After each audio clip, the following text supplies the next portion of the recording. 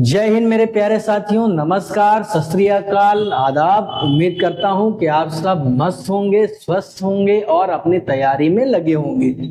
जैसा कि आप सब जानते ही हैं कि 24 फरवरी से हमारे बोर्ड एग्जाम स्टार्ट होने वाले हैं और आईसीएसई के 18 फेब से स्टार्ट होने वाले हैं।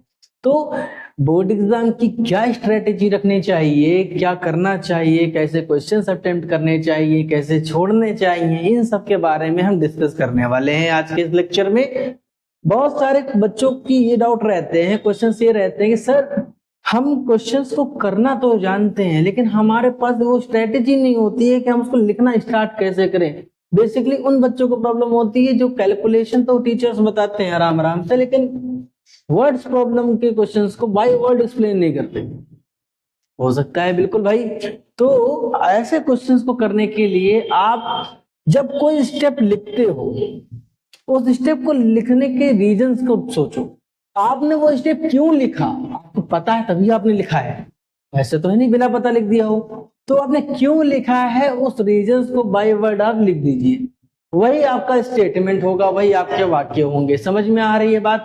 ठीक है। जैसे बोल दिया कि 2 केलों का मूल्य जो है वो 27 रुपए है। ठीक है। अब एक केले का मूल्य निकालना है, एक केले का मूल्य निकालना है, ठीक है, पैसा निकालना है एक केले का। तो आप क्या करते हो, 27 को 2 से भाग कर देते हो, यही तो करते हो। ठीक है। अब ये जो स्टेटमेंट है, स्टेटमेंट कैसे लिखोगे भाई? हमने क्यों लिखा?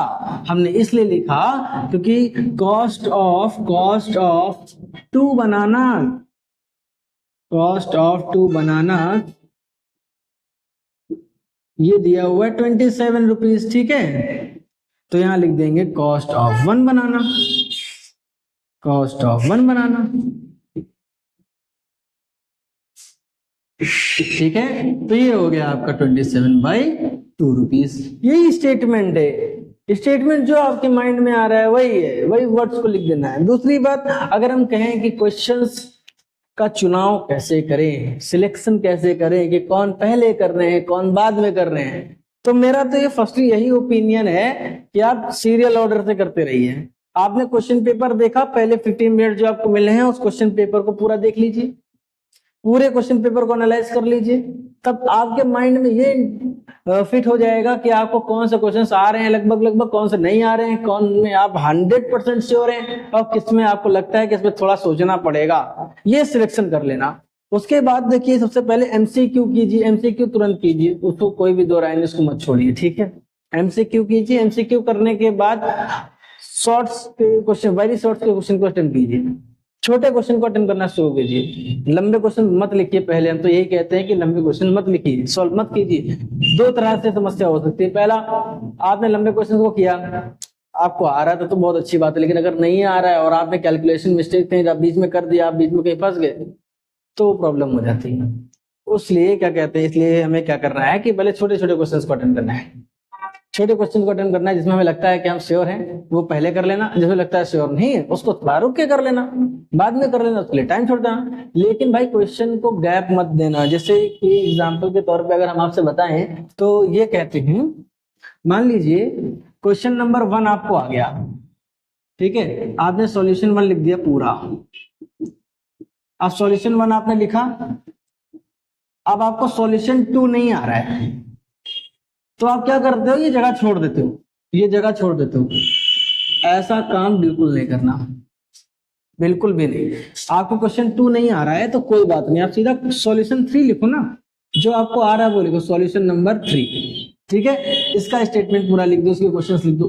फिर आपको मान लीजिए 4 नहीं आ रहा, 5 आ रहा, 6 आ रहा, वैसे भी आ रहा, मान लो हमें सीधा 13 क्वेश्चन करना है तो हम सीधा 13 लिख देंगे, 13 का सोल्यूशन, बाकी सब छोड़ दे।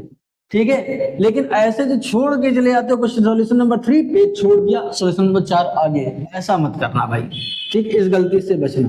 दूसरी बात अगर हम बात करें, अगली बात ये कहती है कि सर हमारी किसी किसी चैप्टर्स पे तो कमांड बहुत अच्छी है, किसी किसी चैप्टर्स पे कमांड है ही नहीं, और कुछ तो एवरेज में चल रहे हैं कि हाँ इस तरह के क्वेश्चन हो गए नहीं हो गए।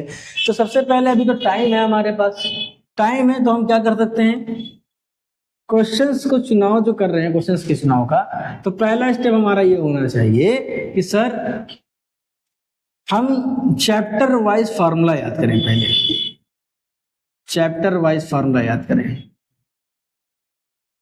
ठीक है। दूसरी बात अगर हम बात कर ले रिटन प्रैक्टिस, फॉर्मूले की रिटन प्रैक्टिस होनी चाहिए, ठीक है। अगर ये सारा काम कर लेते हो तो थोड़ा मेहनत एग्जाम टाइम में कम करनी पड़ेगी, ठीक है।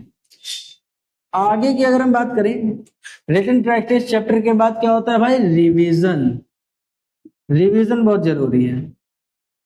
फिर अगली बात क्वेश्चन सॉल्व करना है, क्वेश्चंस बेस्ड ऑन फॉर्मूलाज, ठीक है, ये काम करना है। तो ये सारे काम होंगे, उम्मीद करते हैं कि आपको ये सारे प्रैक्टिस स्ट्रेटेजी काफी ज्यादा हेल्प करेगी।